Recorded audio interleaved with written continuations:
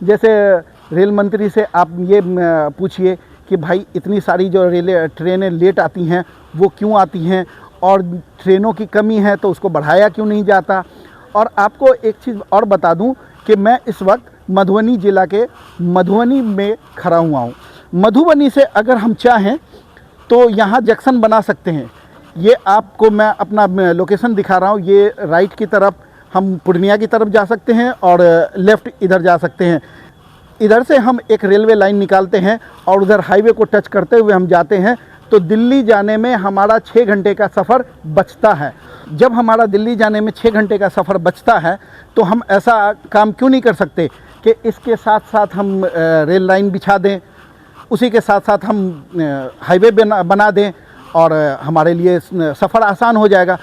सफ़र आसान होगा तो यहाँ फैक्ट्रियाँ, कारखाने और आने लगेंगी। जैसे दिल्ली में बहुत सारे ऐसे लोग हैं, जैसे मैं 10 फैक्ट्रियों का ठेका लेता हूँ कि मेरे कुछ 10 मित्र हैं ओखला फेस 1 में जो यहाँ आने के लिए तैयार हैं, और उनका कहना है कि अगर यहाँ की जो व्यवस्था अच्छी हो जाए तो मैं इस फैक्ट्री को वहाँ बिहार में लगाना ज़्यादा पसंद करूँगा, क्योंकि यहाँ कारीगर ज़्यादा मिल जाएंगे, यहाँ का रोज़गार भी बढ़ जाएगा। दूसरी बात यह है कि यहाँ से लोगों को जाना नहीं पड़ेगा, यहीं रोज़गार मिलेगा, यहाँ काम मिलेगा। जब यहाँ काम मिलेगा तो फिर लोग बाहर जाएंगे क्यों।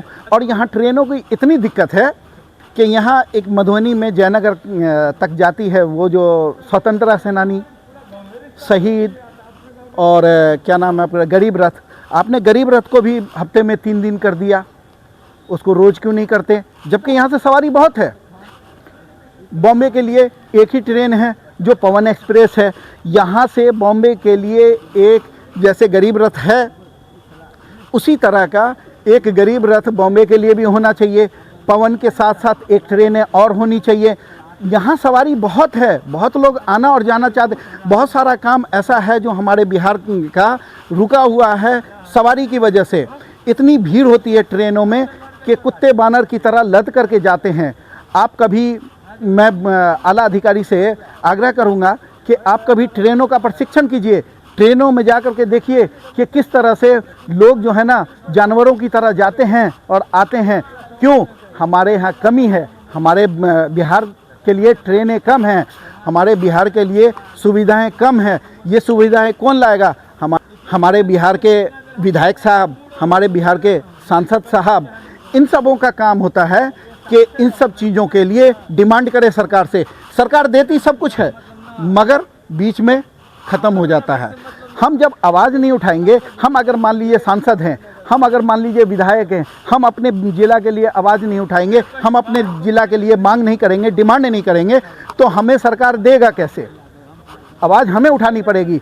ये सारा श्रेय हमारे विधायक और सांसद के ऊपर जाता है कि हमारे विधायक साहब इन सब चीज़ों को गौर से समझें और समझ कर करके हमारे मधुबनी के लिए, हमारे बिहार के लिए, पूरे बिहार क्षेत्र के लिए, पूरे बिहार के सांसद और विधायक से मेरा अपील है कि बिहार में कारखाना लाएं, बिहार में आप मिलों को खुलवाएं, बिहार में बड़ी से बड़ी फैक्ट्रियां लाने की कोशिश करें, बिहार में एक ट्रांसपोर्टिंग आसान करें। बिहार में बहुत सारा चीज़ है, बहुत स्किल है, बहुत टैलेंट है लोगों के अंदर, मगर क्या है वो दबा हुआ है।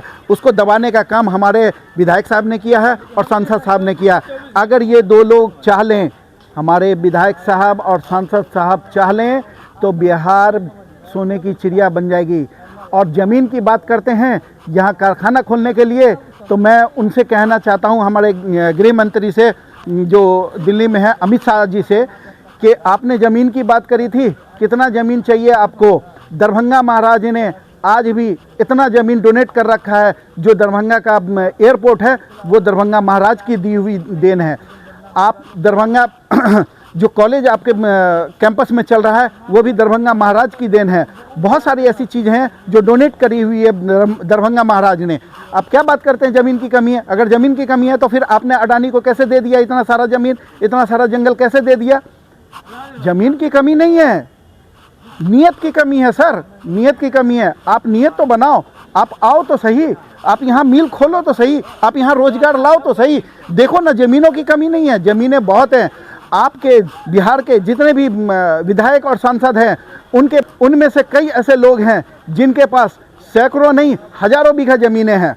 आप उसका सर्च करके देखें, आप पता करके देखें कि विधायकों के पास सैकड़ों नहीं हजारों बीघा ज़मीनें हैं। उन लोगों से आप लीज पे लीजिए। आप खुद दूसरों को लीज पे दे रहे हैं और फैक्ट्री लाने के लिए लीज पे ले नहीं सकते।